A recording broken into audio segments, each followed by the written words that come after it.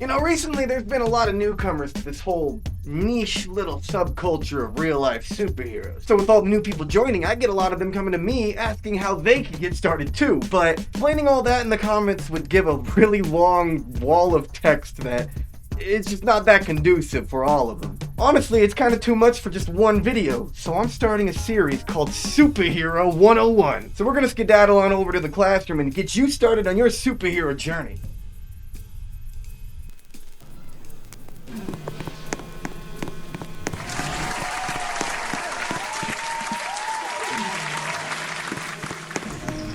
Welcome to Superhero 101. Now I decided to go ahead and start you guys off with what not to do. Alright? Because a lot of you out there have this idea of what a superhero is supposed to be. A lot of you thinking more of the power fantasy than you are the responsibility.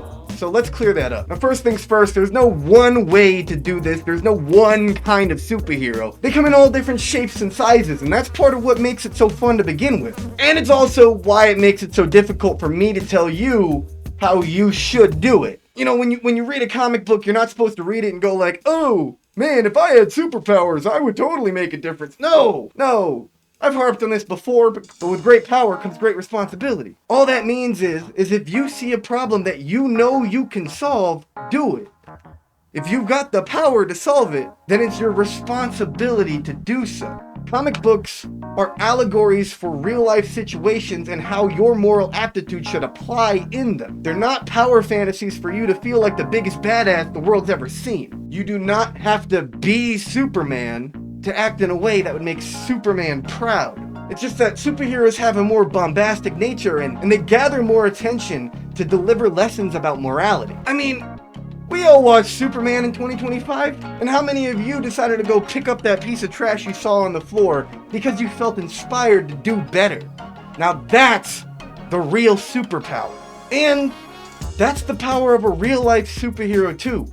I could do all the things that I do as a real-life superhero, but out of the costume, and, well, nobody would really bat an eye. People see a charitable event and they're like, that's cool. But then people see a dude in a superhero costume doing the same thing and they're like, wow, superheroes really do exist. And it gives me an opportunity to inspire them to do better themselves, because it's really not that hard.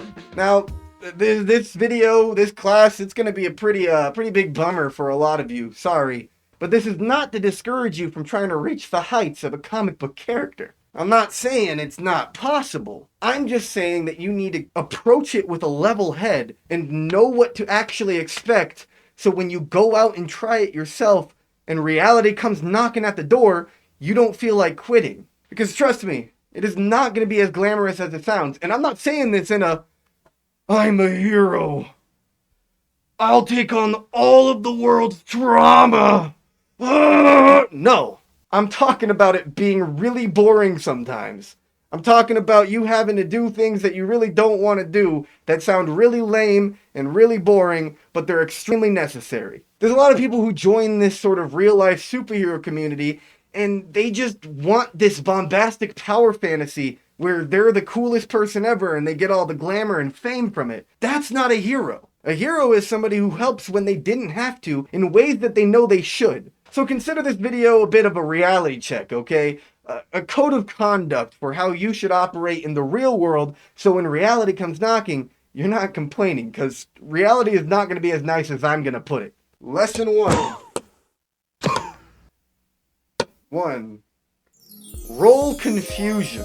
This is not Vigilantism, alright? Superhero and vigilante have a lot of crossover, but they are not mutually exclusive, okay? Vigilantism is unilateral enforcement using force, oftentimes with information you don't have. I get this one a lot. People come to me trying to give me further advice on how to be more of a vigilante, but let me tell you something. You're gonna get more luck and you're gonna be able to do this for longer if you're not behind bars for one band-aid solution, okay? Furthermore, if you're going to go out on a night patrol, you're probably not just going to run into a felony out of nowhere that you can, go kick ass at. The real world isn't Gotham. The news is lying to you and just feeding you the most heinous things that happen. The outside world really isn't that scary. Unless you live in, like, I don't know, Detroit or New York or something. But in most cases, you aren't going to be witnessing a crime that requires emergency reaction. And so trying to detain somebody based on something petty, that's just kidnapping. You can only perform a citizen's arrest if you witness an emergency felony. And that changes state by state, so check your local law too. Furthermore,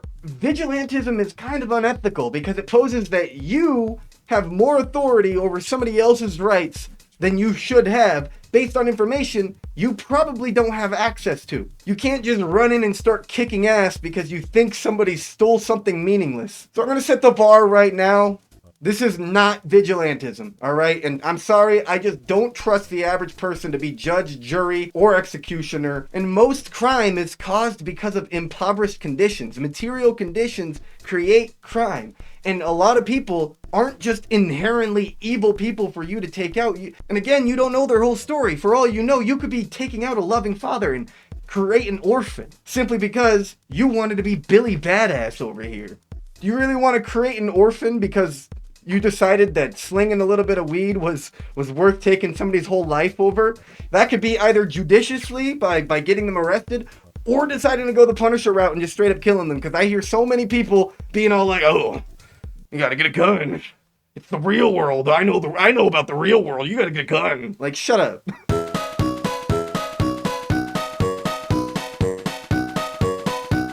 You were not the police. You were not military. You were not a judge. You were not the jury, executioner, or Judge Judy. You were just some dude in a costume who wants to help people. Understand? Speaking of drug deals, that's a touchy situation that you honestly shouldn't even involve yourself in. First off, it's a victimless crime. But second off, for all you know, you could be interrupting a sting operation that police have been doing for months. Or you just get yourself shot. In a situation like that, it would be better to gather as much information you can than report that rather than jump in guns blazing. Well, no guns. You shouldn't have guns. I mean, that's generally the kind of thing you should be doing anyways. That and de-escalation, because you do not have the legal amnesty to just start enforcing the law as you see fit. I know some of you may be thinking, what if I just in there real quick and then I'm out of there and the cops will never know because I'm a badass? Well, first off, probably not going to happen that way. And second off, without any context or information for the cops showing up, all they've run into is somebody who's recently been assaulted. They don't know what the hell else was going on. You've just created more problems and let the perpetrator get away scot-free because now they're a victim. This doesn't get people behind bars. It just leaves a breadcrumb trail for you to eventually get caught, which if you do it long enough, you're going to get caught. Now, point is, there is a right way to do this that actually ends up being helpful rather than just creating more victims. We help victims, we don't create them, understand? And I know some of you may be thinking, well then what's the point of the costume? Superheroes fight crime. Well, because this isn't some cosplay power fantasy. That's not the real world. There are so many more problems in the world than just having to punch some guy who stole something useless. There's so many smaller problems in the world, and you're likely to actually run into those, unlike running into an actual felony crime that you could intervene in, because that's just pretty unlikely. Most people don't like doing crime when somebody else is in the area, you know? Hell, most of the worst crimes happen within somebody's household in which you're not going to be there, because why would you be in somebody else's house? That doesn't make sense.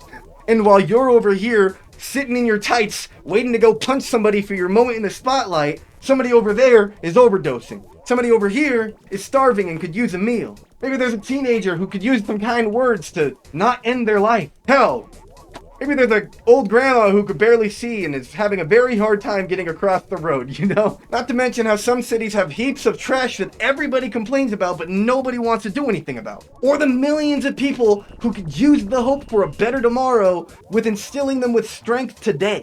But no, ignore all that. That's not what superheroes do. You're just gonna wait around in your tights for some miscellaneous bad guy you're probably never gonna meet so you could punch him and get on the news. Great job. Do you see the problem?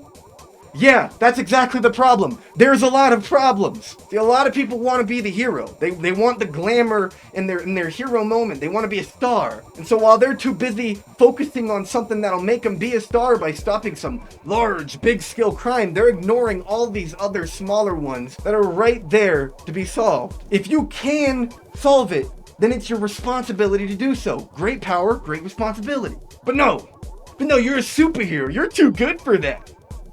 Shut up. In fact, Phoenix Jones set a precedent for this, going around bars late at night so he can beat up some drunk people. And he would call that heroism, but then people actually going out and helping people who need the help, oh, those are real-life sandwich handlers. Unlike me, Phoenix Jones, who beats up drunk people. Just because it's exciting doesn't make it superheroism.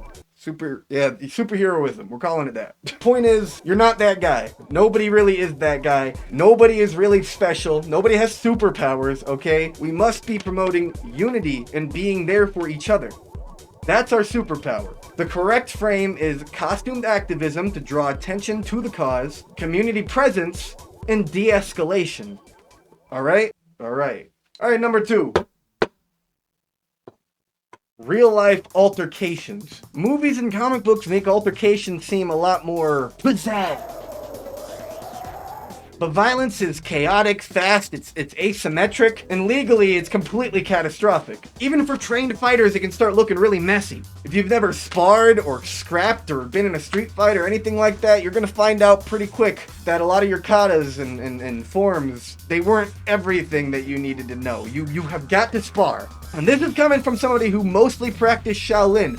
I'm not trying to dog on traditional martial arts. Forms are good. You just also need to spar and find out what you should keep and what you should discard, because in a real fight, a lot of it probably isn't going to be applicable to you. Hell, I don't even think style is really all that important, because so many martial arts techniques are fundamentally so similar. What matters way more is the execution of said technique, which you can only learn by pressure testing it. So maybe don't go get in a real-life altercation without having sparred some. And if you have no training, but you're the kind of person who thinks that icy red is a real martial art, you're gonna get laid out on the floor, sorry. And for this next segment, I'm gonna have to ask the computer here to spawn in some holograms of me real quick for demonstration purposes. Computer? Horizon. Can you spawn in a couple of holograms for martial demonstration, please? I need a multiple attacker scenario.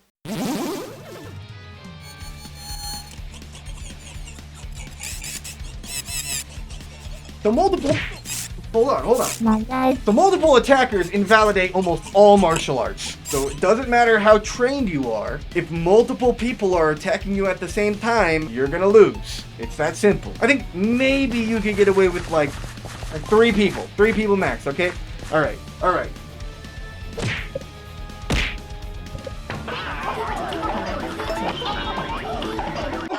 Hold on! Horizon! Oops. Oh. Okay, actually, never mind. No, 3 attackers is also too much. Okay, we're back. Sorry about that, folks. Those guys kicked my ass, and it broke my antennas, so I had to make a new one. But I've been waiting to upgrade these things anyways, because now I can extend the boundaries of time and space. Check this out. Where are we? Whoa, my bad. Sorry about that. Let's crank it back. Alright, back to the classroom, people. They just give me the ability to go around the omniverse, that's all. Nothing crazy. Nothing too crazy. Where's my baton? Okay.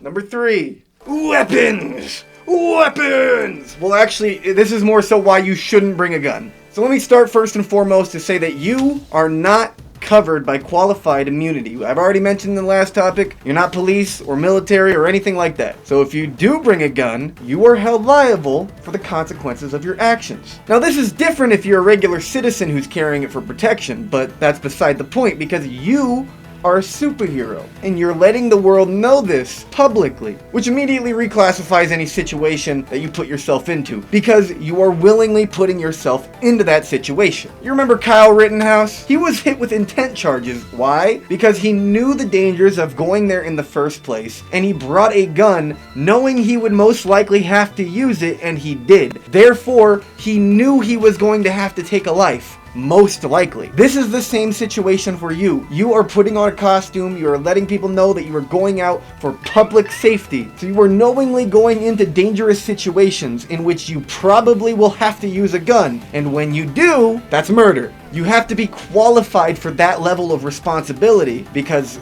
taking a life is a big deal, and you are probably not qualified to be going out with a weapon and swearing that you're going to protect people and stop crime and stuff. Furthermore, introducing lethal force reclassifies any situation that you get into. I know the world seems crazy and like with everybody having a gun, you should also have a gun, but not for RLSH. Look, I just don't trust the average person to not resort to a gun haphazardly. I don't care how different you think you are, you're probably not that guy, and you probably haven't been put in situations that tests whether or not you're going to reach for your gun. Back when I was in private security, this was actually a huge issue. Security guards are not supposed to have guns unless they're like way up on level 3. But despite that, some of my colleagues would end up bringing a gun anyways, and you know what ended up happening? There was a decent chunk of them who had any sound, any little peep in the night, they'd be like, "What was that? Ooh, who was dead? I'm gonna be the hero! I'm gonna be the hero!" You're not. You're just killing somebody. You most likely don't have the nerves necessary to not reach for the gun in a life-threatening situation that you are now putting yourself into with this whole "I'm gonna be a superhero" thing. So don't bring one. Just don't. Think first. The whole point is de-escalation. If you observe a situation that is clearly going to get out of hand that you can't step into, don't step into it. You cannot de-escalate everything, of course. But if you do try to de-escalate and you're carrying a gun, you're not going to be able to because the threat has been heightened. That person doesn't know you. They don't know this whole real-life superhero thing. They're not looking at you as if you're a superhero. You're a masked gunman now. Do you understand that? Good luck de-escalating somebody who's already angry, hooting and hollering, alright? Actually, you know what? Quick little side note. People who are expressing a large amount of threats and anger and like, they're probably not the most dangerous person. I mean, they can present danger, but they probably don't have any form of like martial arts training, and they're probably reacting that way because they're scared, not because they're actually macho. It's the person with the calm demeanor who's the person you probably actually want to be scared of, not the guy hooting and hollering. You feel me?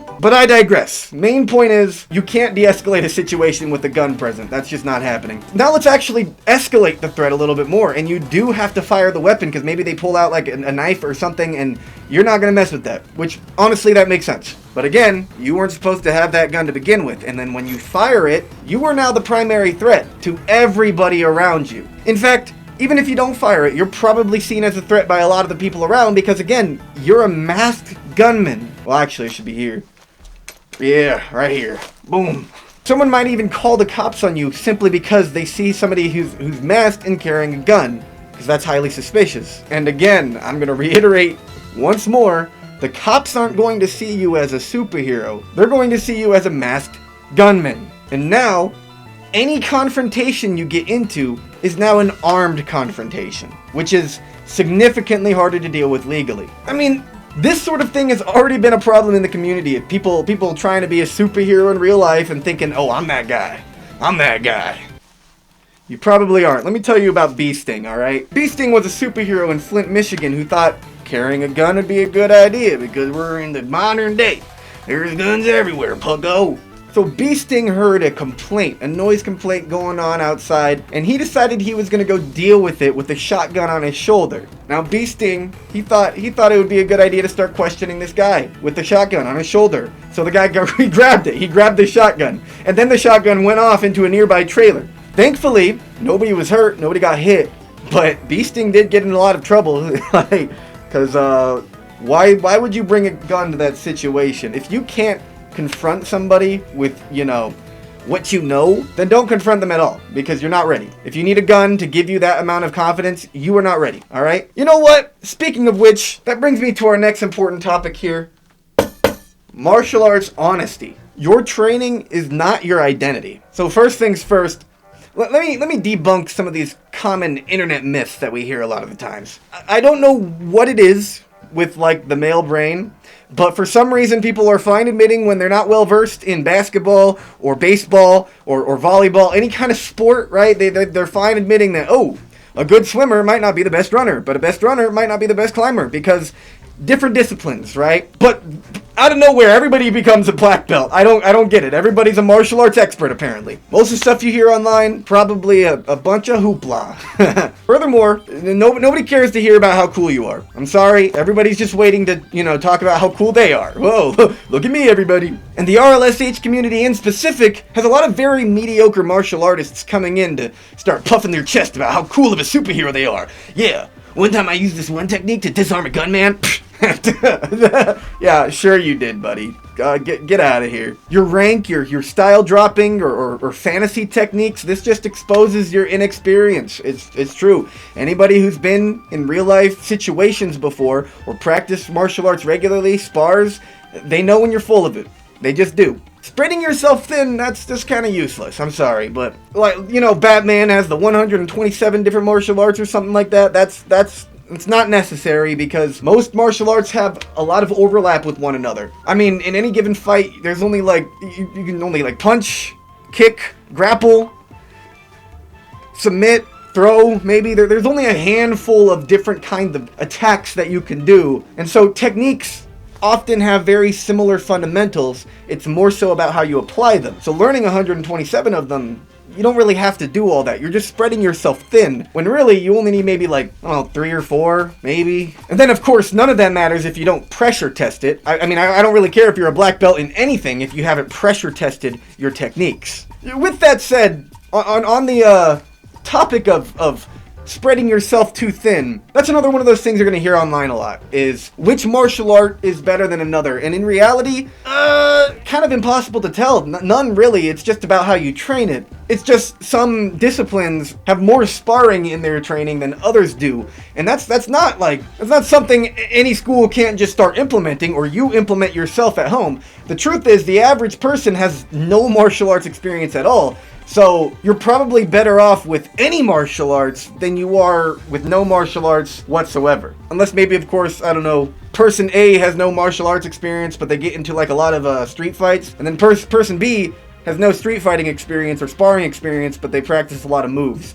That evens it up quite a bit. I would put my money on person A, because experience matters. But the main takeaway is, don't spread yourself too thin thinking that you need to learn all these different kinds of martial arts. You only need a handful of striking and grappling techniques to go ahead and handle yourself on your feet and on the floor. Submitting people is extremely useful as a real-life superhero, because de-escalation is the key. You don't want to have to be punching people in the face and breaking jaws or anything. This is why Bruce Lee says, "I don't fear the man who trains 10,000 kicks one time. I fear the man who trained one kick 10,000 times," because you don't have to spread yourself too thin. And furthermore, you should be learning it to forget it anyways. Breaking it down into muscle memory. This is another way to spot out people who aren't being too honest about their martial arts. Because when you get into an actual altercation, you don't really have the time to sit there and think. There's no hesitation allotted to you to do that. It's just muscle memory at that point. It's just pure instinct. You feel me? So if you practice it over and over and over again, it goes into your muscle memory, so when times get hectic, you aren't thinking about it. You're just doing it. I mean, I hardly ever meet any actual martial artist who needs to hear this, because most of the time, the people who need to hear this are the people who constantly need to talk about how good they are at martial arts to justify it to people who don't know any better. And granted, you're only going to really find these people in, like, online comment sections, because they're too scared to do it in real life, because they're probably going to get their ass beat. Dudes who see red when they get mad, you're going on the floor. Dudes who learned from YouTube videos, you're going on the floor. Dudes who think that being a dude makes you win over all women or people weaker than you, you're going on the floor. Dudes who think that because they are bigger means that they win all altercations are going on the floor. Dudes who have only ever fought against untrained people, whenever they find themselves up against an actual martial artist, they're going on the floor. And of course, dudes who listen to podcasts on how to be a dude are going on the floor. And I'm sorry to say this, because I know classes can be expensive, but you need to go to classes, all right? Maybe something like dancing or parkour, you can watch a video and learn it for yourself, because maybe not parkour. Maybe I might have spoke to dancing, all right? Dancing that may not really require the most precision in your technique. It just needs to look good, right? But when it comes to martial arts, every little micro movement adds up. And the reality is, you're probably going to do it wrong. In fact, you're probably going to do it wrong and you won't notice that you're doing it wrong. And this is dangerous because you're going to form a bad habit. It's much harder to break a bad habit than it is to learn it right the first time. Now, maybe, this doesn't mean to not work out, not train, or anything like that if you can't afford a class. I'm just saying to be extra careful because, well, that's how you get laid out. You need a professional teacher there with you at all times to be like, oh, you didn't turn your foot right. Oh, you didn't turn your hips right. Oh, you didn't turn your forearm right. All those things matter. And you need that drilled into you over and over again, or you're going to form a bad habit. Main takeaway for RLSH joining, skill is quiet. Most people who are really good martial artists don't need to talk about how good of martial artists they are because they can just show it. It's martial arts. It's an action. You feel me? They don't need to prove what they can do to you because they know what they can do. In fact, most martial artists are going to know that they're only using it to get out of a situation. Most good martial artists are going to focus on de-escalation as well because, well, I don't know about you, but that's what I learned in class. The best self-defense is not needing to defend yourself in the first place because you de-escalated the situation. But then on top of that, if the situation does escalate, then you're searching for an opportunity to get out of there. Not because you're scared, but because you're smart, you're trained, you know better. However, don't get me wrong, this doesn't mean that martial artists have this ego about them that they're better and they can beat everybody. That's usually only amateurs. Generally speaking, it's better for you to assume that your opponent is smarter, faster, stronger than you in every way. That way you're not making the classic blunder of underestimating your opponent. Drop your ego, that's how you lose. Screw it, this is real life superheroes, that's how you die. In fact, if you're going around telling everybody how good of a martial artist you are, people are going to want to test that. And at some point you're going to run into somebody who you can't beat. You're just going to lose sometimes. That just happens. Might even just be a bad day for you. It's better to have people unassuming of what you can do and not even want to start anything than it is for you to be puffing your chest all the time. Maybe if you're puffing your chest, you can convince all the amateurs and people who aren't trained in martial arts to believe you and they think you're a badass. But anybody who actually knows what they're talking about can sniff it out from a mile away. So don't do it. Or just don't come around the people who know what they're talking about. So this is the wrong community for that. And for all the people who are just trying to puff their chest, oh my goodness, you're just making the community look bad. Look, it's already crazy enough to go dress up like a superhero and go stop crime and all that. But then to have some delusional idiot come around being all like, I've never lost any fight. I can't lose. I'm a superhero. I'm the best fighter there's ever been. Don't question me. I've been in more fights than you've ever been in your entire life. Meanwhile, you're dressed like this. Yeah, people are going to think you're a cornball. And then if this community gets popular enough, you know where we're landing? We're landing right next to the furries, all right? You don't want that. Look, just be honest, all right? If you don't know, you don't know. That's fine. And if you do know, well, I didn't need to tell you any of this section. You could have skipped it. But thanks for the view time. All right, enough about that. Let's talk about the law. All right, these are going to be some non-negotiable constraints, okay? You cannot overstep these boundaries. It's bad for everybody. Citizen's arrest. Citizen's arrest is very narrow and it's very commonly misunderstood. So let me explain. You can only perform a citizen's arrest not only when there's a felony present, but when it's an emergency with ample probable cause, as in it's happening right in front of you and there's no denying that it is. I mean, like petty theft, for example. That is not a good enough reason to go chase somebody down and tackle them to the floor. Especially if it's for food. Because, I mean, well, if you see somebody stealing food, no, you didn't. People gotta eat, and some rich person's wallet isn't more important than somebody's life. You thinking that you are above the law to go punish people is no better than police just following orders on immoral laws, like separating families. If you don't have all the information, the people around you probably also don't have the information, especially in a chaotic situation. Eyewitness testimonies are notoriously wrong. So if it's not in the heat of the moment, you're probably going to be in the wrong as well. Like if the suspect is already gone, you can't go hunt them down. Maybe you could get visual on them. That's a possibility, and that's what you should be prioritizing is information. But if the crime already happened, then you can't be the one to enforce it. Once the immediacy is gone, authority leaves with it. And then if you further up on that, then a wrongful detention is kidnapping. That's what it's going to be legally classified as, is you being a kidnapper. Like if you try to detain somebody for a victimless crime, you're getting a kidnap charge. Something like just drug possession, that's kidnapping. I mean, drug addicts are people too. In fact, you should be carrying Narcan on you in the event of an overdose or something like that, because you don't know what happened in their life. You don't know what led them to the choices that they've made to be a drug addict in the first place. They could be a great person. You really don't know. And chances are, if you got the stability to go ahead and dump your money on a super suit, you probably aren't the type of person to know the kind of struggles that they went to be a drug addict. If you're seeing somebody in hard times, don't go and make their life harder. Now, in the event you do witness an emergency and you do get to perform a citizen's arrest, then excessive force is now assault still. This is why I was mentioning earlier that you should learn how to suppress somebody rather than have to punch them and whatnot. Because if they're already down, hitting them more when they're down is just going to get you an assault charge. You don't have to do all that.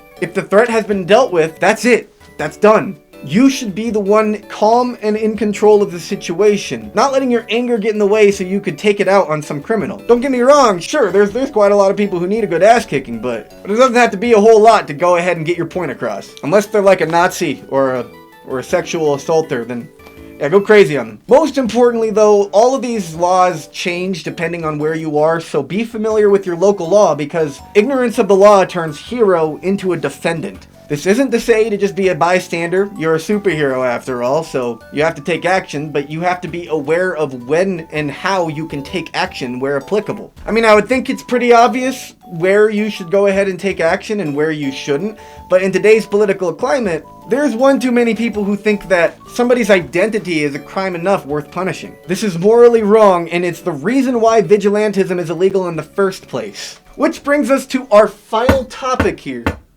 Politics and ethics.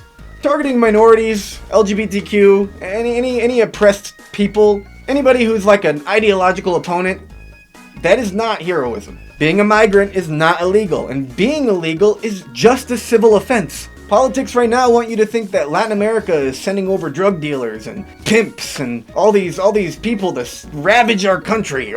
This is just blatant white supremacy, alright? And ICE is in fact deporting quite a lot of people who are doing it the right way. The immigration process takes a long time. People who applied all the way back in 2001 may only be getting accepted today. That's how long it takes. If you look at a man who looks Hispanic and you think, oh, that's a drug dealer, that's racial profiling, and you're probably just a racist to get out of here. You're in the wrong place. The LGBTQ are not a bunch of pedophile groomers trying to cut off your children's genitals. That's weird. They are not a monolith, and sexuality isn't a choice. Here's an example. If you are a firstborn son, you are more likely to be straight.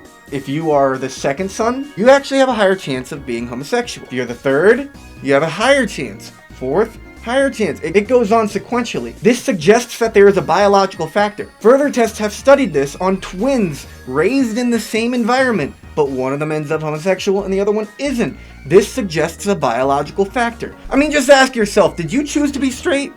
Probably not, unless you're gay. Then you probably didn't need to hear all this. This is for the straights, alright? Point is, the media is lying to you, and they're using children as a means to make you emotionally reactive. This is wrong. And unfortunately, it's really easy. It works well. And ironically, this idea of using children to emotionally manipulate the populace came from the elites who actually do manipulate children. Wow. And black people are not inherently criminals. If you think that 13% of the population accounts for 50% of the crime, you are wrong. Furthermore, it's arrests, not crime. Black people are also 7 to 8 times more likely to be let go on wrongful convictions, which wouldn't happen if there wasn't a bias against them in this country. This country has a long history of suppression of black people, stemming all the way back to chattel slavery. But let me introduce you to the 13th Amendment. Neither slavery nor involuntary servitude, except as a punishment for a crime, shall exist within the United States, or any place subject to their jurisdiction. Interesting. Except as a punishment to a crime. Now ask yourself, why is it that black people are disproportionately put into prison? Actually, ask yourself, why is it that America has the highest prison population in the world? Yes, even more than China, even though they have like 10 times the population than we do, we have the bigger prison population. Interesting. I thought China was supposed to be a beacon of suppression. They're definitely the most heavily subjugated populace in the world. Wrong. America runs on slavery. Do not be a perpetuator of neo-slavery because of your wrongful profiling. And Jews are not some huge secret cabal of evil puppeteers. They make up 15.8 million people in the world. Ask yourself, are 15.8 million people actually capable of doing this large of a secret plan? Jews do not control the media because business executive Jews are just as much Jewish as business executive Christians are. Neither of them care about their faith. I struggle to even call Israel Jewish because they're just a Western stronghold in the Middle East. It was only placed there so they could have more power over oil. Netanyahu isn't a Jew, he just uses emotionally charged narratives to justify a genocide. And social media right now conveniently wants to obfuscate where the blame goes. It's not the elitist West power hold. No. It's the 15.8 million Jews. It's the LGBTQ. It's the immigrants. It's black people! It couldn't possibly be the 1% who's been causing all the world's problems since, like, the dawn of written history. Probably before that, but who knows, because we didn't write down history. Moral selectivity is bias, which is abuse, alright? I could keep going on about persecuted groups, alright? They're always gonna choose a new scapegoat, because they don't want the blame to be actually put onto the tyrannical 1%. Hell, I wouldn't even be surprised if the next group that society started to blame for all of the world's problems was furries, because well, we're starting to run out of new groups to blame everything on. Here's a little tip to try and avoid the propaganda that's going to get you sent to hell for eternity. If the media or entertainment or anything like that is trying to emotionally charge you to react towards a large group of people and treat them like a monolith, despite them all being different individuals with different lives and different point of views, then that's propaganda, because groups are not a monolith. If you fall for that, the people at top are just pointing down and laughing at you for letting them get away with it again and again and again, because you fell for it. You're blaming some other group. So are you a superhero, or are you a foot soldier for a culture war? And yes, if you are blaming an entire group of people with different views and different lives as if they are the sole proprietors of society's problems, then you are the cause of the culture war, not the people who have to then defend these innocent groups. And it's ironic because the people who start the culture wars by pinning the blame on an entire group of people that they just simply don't like are also the people who will complain about the culture wars the most. If you didn't go out there blaming groups of people like they're a monolith, like they're some degenerate problem on Western society, then I wouldn't have to defend them. Do you understand where this stems from? These culture wars are wedge topics, and they're only designed to keep people bickering and arguing so they don't blame the actual perpetuators of the problems, the 1%. And it isn't up to me to stop defending innocent people, it is up to you to stop persecuting them. If you say that the LGBTQ are grooming kids, you started the culture war. If you say that BLM is a terrorist organization, you started the culture war. If you say it's the Jews, you started the culture war. If you say 13% of the population makes 50% of the crime, you started the culture wars. If you think that all Muslims are terrorists trying to enact Sharia law, you started the culture wars. It is not my responsibility to magically end your hatred. It's my responsibility to defend people from the hatred that you refuse to stop dishing out. So do everybody a favor and help stop the culture war by stop bitching about pronouns in a bio, you snowflake. If your motivation includes punishment, humiliation, or exclusion, you should get out of here like now, because you are not a superhero, you're not even a normal hero. And don't come complaining that superheroes shouldn't be political. Grow up. Everything's political. Politics are history in action, and history is politics that already happened. Only comfortable people get to choose that politics isn't their problem. If you think it's pointless, it's because it benefits you. Conclusion!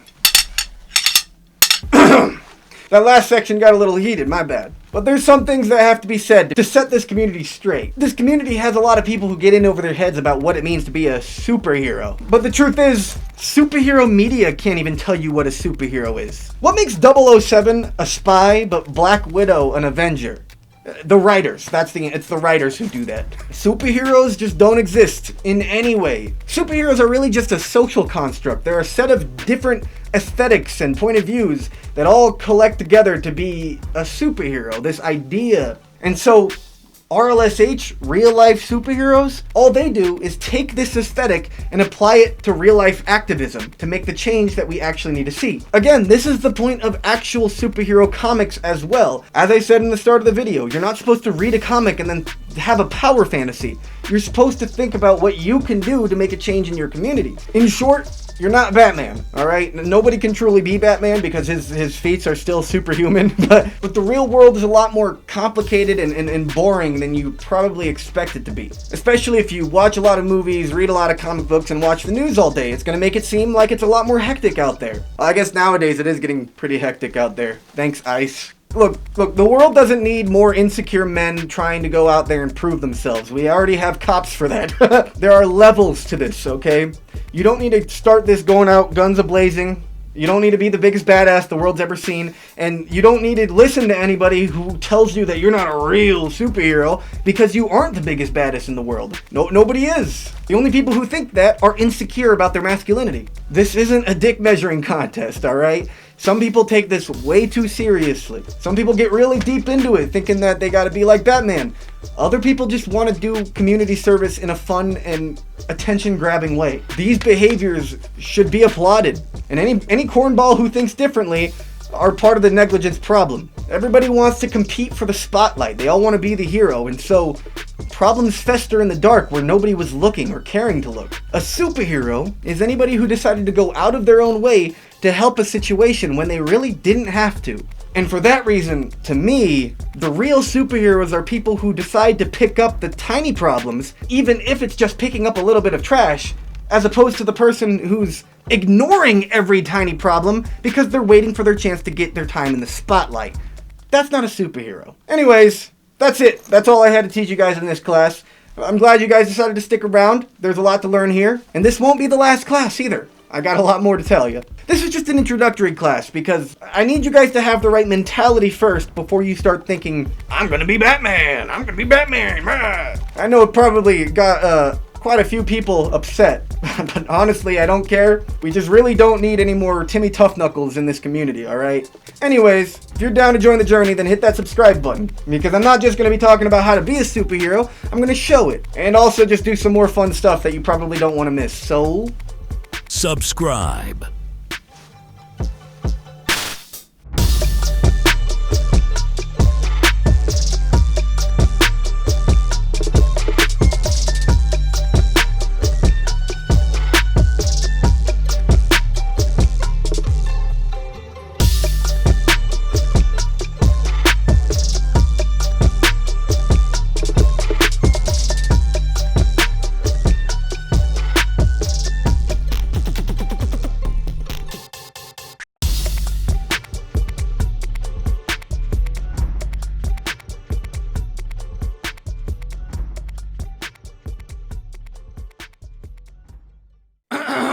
Can you hear me?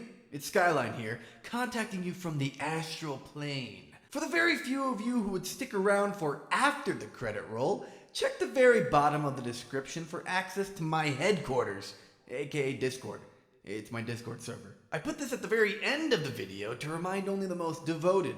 Now, I must get back to studying the Akashic Records. Skyline, outie.